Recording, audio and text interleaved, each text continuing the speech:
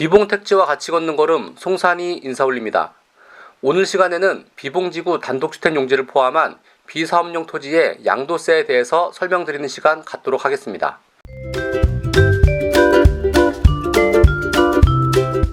이번 주 강추위가 지나간 후로 날씨가 풀리는가 싶은데요. 아직은 옷깃을 단단히 여미는 모습들을 여기저기서 볼 수 있습니다. 올해 2026년 입춘이 언제인지 아시나요? 바로 지난주인 2026년 2월 4일이었습니다. 그리고 설날 직후에는 눈이 녹아 비가 된다는 두 번째 절기, 우수가 기다리고 있답니다. 올해 봄이 더더욱 기다려지는 이유는 비봉택지의 소유권 등기 이후로 2년이 도래하는 시점이기 때문입니다. 비봉 단독주택 용지의 이전 등기는 소유권 보존 등기 접수일인 2024년 5월 7일부터 시작되었습니다. 따라서 대금 완납된 토지는 2024년 5월에서 6월 사이에 대부분 소유권 이전 등기가 완료되었습니다. 그래서 이제 3-4개월 후면 소유권 이전 등기 시점으로부터 2년이 도래하는 것입니다. 즉, 취득 시점으로부터 2년이 넘게 보유하게 되는 것이죠.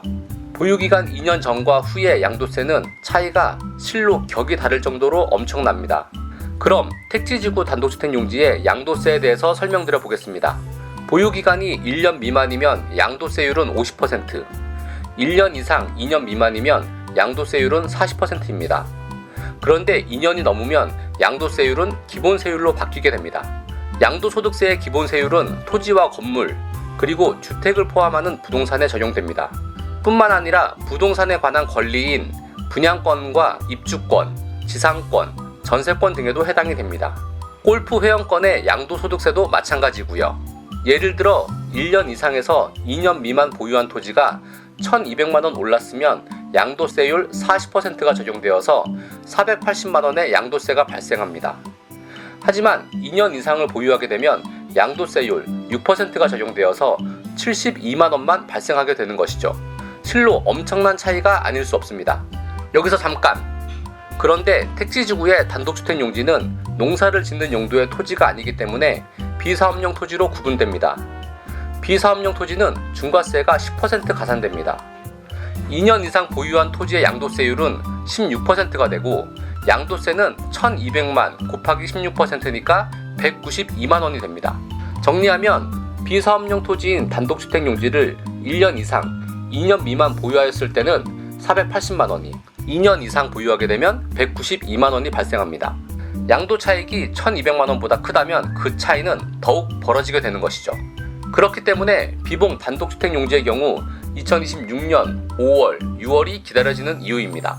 비봉 택지를 매매하고 싶어도 무서운 양도세율로 양도 차익 대부분을 고스란히 정부에 바쳐야 한다는 점이 양도 타이밍에 발목을 잡게 되니까요. 혹시 비사업용 토지를 2년이 아닌 3년 이상 보유를 생각하고 계신가요? 아하! 그렇다면 양도세는 더욱 줄어듭니다. 양도 차익이 동일하게 1,200만원 발생했다고 해도 3년 이상 보유하면 장기 보유 공제가 적용되기 때문입니다. 양도세 192만원에서 6% 공제되기 때문에 180만원으로 더욱 줄어들게 됩니다. 과거에 비사업용 토지에 대해서 장기 보유 공제 적용이 제외된 경우도 있었습니다만 다시 부활해서 현 시점에서는 비사업용 토지도 장기 보유 공제를 받을 수 있습니다. 오늘은 비사업용 토지에 해당되는 비봉 단독주택 용지의 보유기간에 따른 양도세에 대해서 간단히 설명드리게 되었습니다. 실제 양도세 납부 시에는 양도세액의 10%에 준하는 지방소득세도 발생한다는 점 꼭 인지하시기 바라겠습니다. 비봉 단독주택 용지의 일거수 일투족, 함께 파헤치고 분석하는 택지 동반자 송산이입니다. 언제든지 비봉택지 관련해서 궁금하신 점 저희 송산이에게 연락주시면 친절한 설명 약속드리겠습니다. 그럼 송산이는 또 유익한 소식 물고 오도록 하겠습니다. 감사합니다.